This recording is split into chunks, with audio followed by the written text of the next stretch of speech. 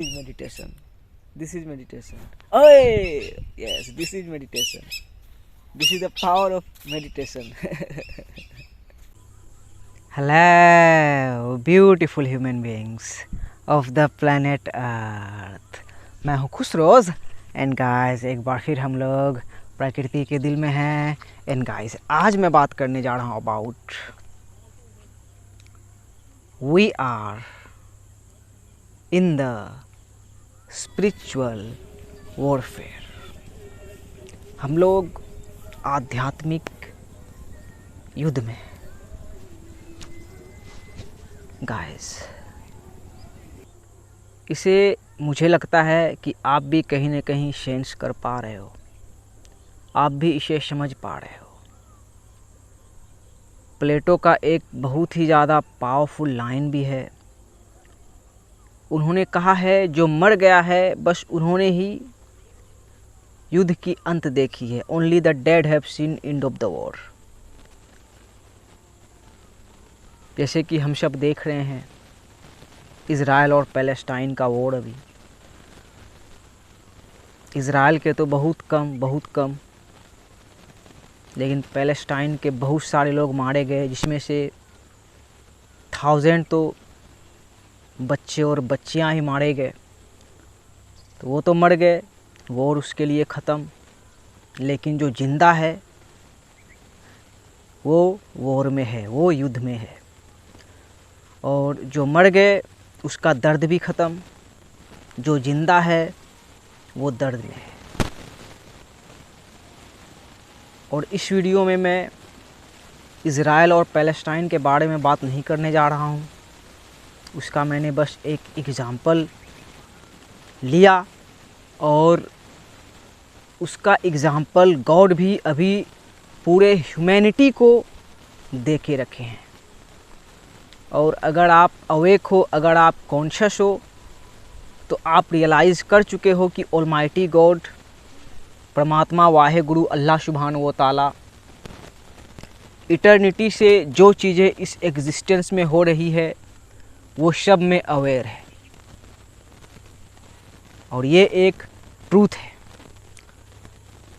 और हम इस स्पिरिचुअल वॉर को समझेंगे जब हम थोड़ा पीछे चलेंगे। और इस वॉर में हर कोई है फ्रॉम द बिगिनिंग। हम जब छोटे बच्चे थे तब भी हम वॉर में थे। Only the dead have seen end of the war. लेकिन हमारे वॉर का लेवल अलग था, हम एग्ज़ामिन कर रहे थे। हर कोई एज इंडिविजुअल एग्ज़ामिन करता है। वो इस दुनिया के हिसाब से, प्रोग्रामिंग के हिसाब से, सोसाइटी के हिसाब से, स्कूल कॉलेज गवर्नमेंट के हिसाब से प्रोग्राम्ड होता है। लेकिन इंडिविजुअली हर एक इंडिविजुअल खुद में एग्ज़ामिन करता है कि मैं आखिर कौन हूँ, ये ज़िंदगी का क्या मकसद है, ये दुनिया किसने बनाई, इसका क्या मतलब है। हम सब एग्ज़ामिन करते हैं, हर कोई करता है। तो अभी जो छोटे बच्चे हैं वो अपना मज़े में हैं, अनकॉन्शियसली ही स्वर्ग में, जन्नत में जी रहे हैं। उसके लिए कोई और नहीं है कि कौन मेरा पड़ोसी हिंदू है, कौन मेरा पड़ोसी मुस्लिम है, कौन मेरा पड़ोसी यहूदी है, कौन क्रिश्चियंस है, कौन गरीब है, कौन अमीर है, कौन महंगा कपड़ा पहन रहा है, कौन फटा चिटा कपड़ा पहन रहा है। वो इन सब चीज़ों से क्या बोलते हैं, मतलब उसे पता नहीं है कि ये सब चीज़ भी कोई वॉर होता है क्या। बट हम समझ रहे हैं कि हम किस वॉर में हैं। हमारा माइंड, बॉडी, सोल समझ रहा है।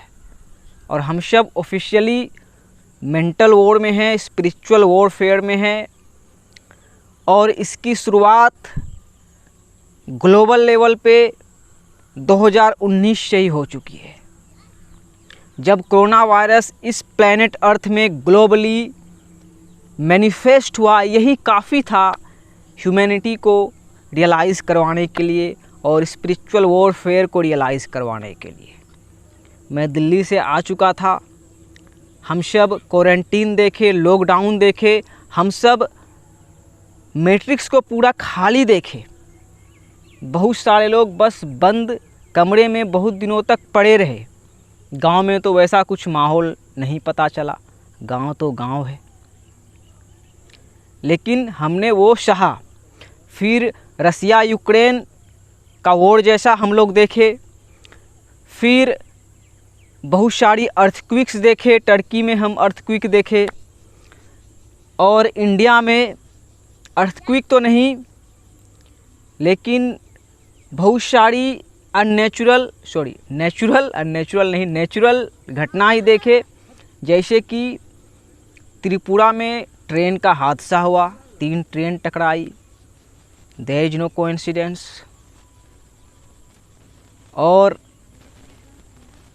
इधर हाल फिलहाल में कुछ दिन पहले मणिपुर वाला इंसिडेंट्स हम लोग देखे। ओवरऑल युद्ध छिड़ गया है, लेकिन इस युद्ध की ब्यूटी है। आप बोलोगे खुसरो जी युद्ध छिड़ गया, इसकी ब्यूटी क्या है? इसकी ब्यूटी यही है कि इंसान जो गलत लड़ाई लड़ रहा था उसे वो समझ रहा है कि मैं जो लड़ाई लड़ रहा था वो गलत लड़ाई थी। जैसे कि रिलीजन का लड़ाई, इंसान को लग रहा था कि मैं हिंदू हूँ, कोई मुस्लिम है तो वो मुझसे अलग है, उसका ईश्वर अलग है, वो टेररिस्ट होते हैं। तो वही जो एजुकेटेड पर्सन है वो अब समझ चुके हैं कि ऐसा क्यों बोला जाता था। मैं हिंदू कम्युनिटी की बात कर रहा हूँ यहाँ पे स्पेसिफिक। एज अ मुस्लिम मुझे भी कहीं ना कहीं ऐसा लगता था कि यार लोग बोलते हैं कि आतंकवाद का कोई धर्म नहीं होता, तो मुस्लिम कुछ ज़्यादा ही आतंक फैला दिए हैं, 9/11 दिखा दिए, 26/11 दिखा दिए। फिर हम सब इतिहास उठा के देखेंगे तो हिटलर के क्रूरता को देखेंगे, अमेरिका के क्रूरता को देखेंगे। हम लोग कौन सा जगह था भाई जहाँ बम गिराया गया था, 2 जगह, वो सब चीज़ें देखेंगे। और फिर हम साइंस को समझेंगे, हम क्वांटम फिजिक्स को समझेंगे, तब हम रियलाइज़ करेंगे कि डिवाइन ऑर्डर पे ही चीज़ें होते हुए आ रही थी। और अब इंसान अपने अपोनेंट को समझ चुका है कि मेरा अपोनेंट आखिर कौन है, मेरा एनिमी आखिर कौन है, मेरा दुश्मन आखिर कौन है। ये मेरा रियलाइजेशन है, और जो एजुकेटेड पर्सन है वो भी रियलाइज़ कर रहे हैं। जैसे अब बहुत सारे तो नहीं, गांव में मेरे पड़ोसी हिंदू हैं, कभी कोई टकराव जैसा नहीं हुआ। टकराव बस मीडिया में होता है, पॉलिटिक्स में होता है, ये सब टकराव होता है, लोगों के माइंड में टकराव होता है। लेकिन वही अब हिंदू भी समझ रहा है, मुस्लिम भी समझ रहा है, हर कोई समझ रहा है कि हमारा ईश्वर एक है। हम जिस भी तरीके से जाएं, लेकिन हमारा लक्ष्य हमेशा से वही रहेगा, हमारे मन में शांति बस ईश्वर की, परमात्मा की, अल्लाह सुब्हानहू व तआला की प्राप्ति से हो सकती है, ऑलमाइटी गॉड की प्राप्ति से हो सकती है। और दूसरा तीसरा कोई इस कायनात का पावर नहीं है। आप 10 साल जंगल में जाके मेडिटेशन कर लो, आप पूरे नंगे हो जाओ, इस मैट्रिक्स से जितना कपड़ा पूरा पहने हो, इस मैट्रिक्स का वर्ड यूज़ किए हो, हिंदी बोले हो, उर्दू बोले हो, अरबी बोले हो, इंग्लिश बोले हो, कुछ मत बोलो, जंगल में चले जाओ, तब भी आप शांति की प्राप्ति नहीं कर पाओगे। शांति की प्राप्ति आपको एक ही जगह से हो सकती है, वो है ईश्वर की प्राप्ति से, अल्लाह की प्राप्ति से, उस रोशनी की प्राप्ति से। सो अभी वही चॉइस है हमारे और आपके पास कि हम किस ओर मुड़ें। हर एक सिक्के का 2 पहलू इटर्निटी से रहा है। अब इस्लाम का मीडिया दुश्मन क्यों है, इस्लाम का पॉलिटिक्स दुश्मन क्यों है? क्योंकि इस्लाम के पास क्लैरिटी है, इस्लाम के पास एक ईश्वर का क्लैरिटी है, प्योर मोनोथिज्म का क्लैरिटी है। इस्लाम कहता है कि ईश्वर एक है, और आप और हम, हमारी आत्मा अभी ये रियलाइज कर चुकी है, और वो महान है। तो हम और आप ईश्वर की तरफ बढ़ेंगे, तो ये तो इनऑर्गेनिक फोर्सेस के लिए दिक्कत है। वो हम पे शासन कैसे करेंगे? वो हम पे शासन कैसे करेंगे? लेकिन अभी वही we are in the spiritual warfare. अब एक इंडिविजुअल अपने माइंड पे अपने क्रिएटर को रहने देगा, अपने विल पे अपने क्रिएटर के विल द्वारा गाइड किया, मतलब जो भी आप समझ रहे हो कि हमारी इच्छा पे ईश्वर की इच्छा काम करेगी, कि हम जो करेंगे ईश्वर की इच्छा से करेंगे, उसके गाइडेंस द्वारा करेंगे।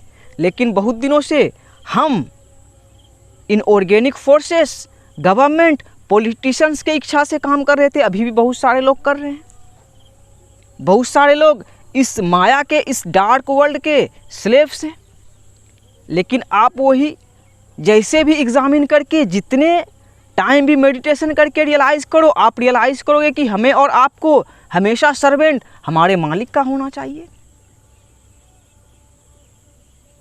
कार्ड भी खेलोगे तो रियलाइज़ करोगे कि जो जैक है, गुलाम है, वो गुलाम सिर्फ अपने लॉर्ड का है, अपने क्रिएटर का है।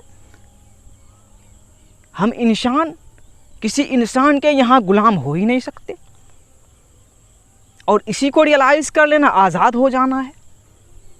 अपने मन पे किसी को भी अपने ईश्वर के अलावा, अपने खुदा के अलावा शासन नहीं करने देना ही आज़ाद हो जाना है। But someone is governing your mind, government governing your mental condition. कोई इनऑर्गेनिक फोर्सेस, कोई अदर फोर्सेस इस प्लेनेट अर्थ की आपके मन पे शासन कर रही है, तो आप आज़ाद कहाँ हो? आप तो गुलाम हो। तो वही ये वॉर जो है, इसका अपोनेंट भी आप खुद ही पाओगे। जो डुअलिटी है वो आपके ही अंदर है, हमारे ही अंदर है। जो एंजल और डीमन है वो हमारे ही अंदर है। जैसे कि देखो, हम जिस सेलिब्रिटीज़ को, हॉलीवुड स्टार, पॉप स्टार्स को पूजते थे, उसके फ़ैन बनते थे, देखो अभी वो जो चीज़ें हो रही है वर्ल्ड में, वो डांस कर रहे हैं, वो मज़े कर रहे हैं, वो इग्नोर कर रहे हैं, वो इग्नोरेंट में जी रहे हैं।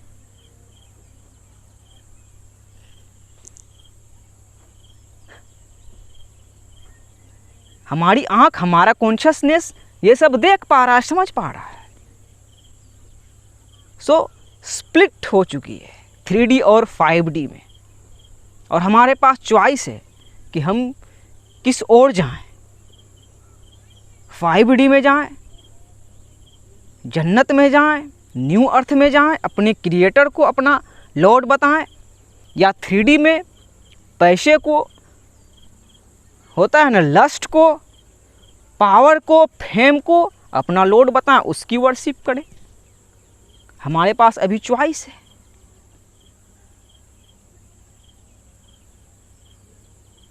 सो yes, we are officially in the spiritual warfare. और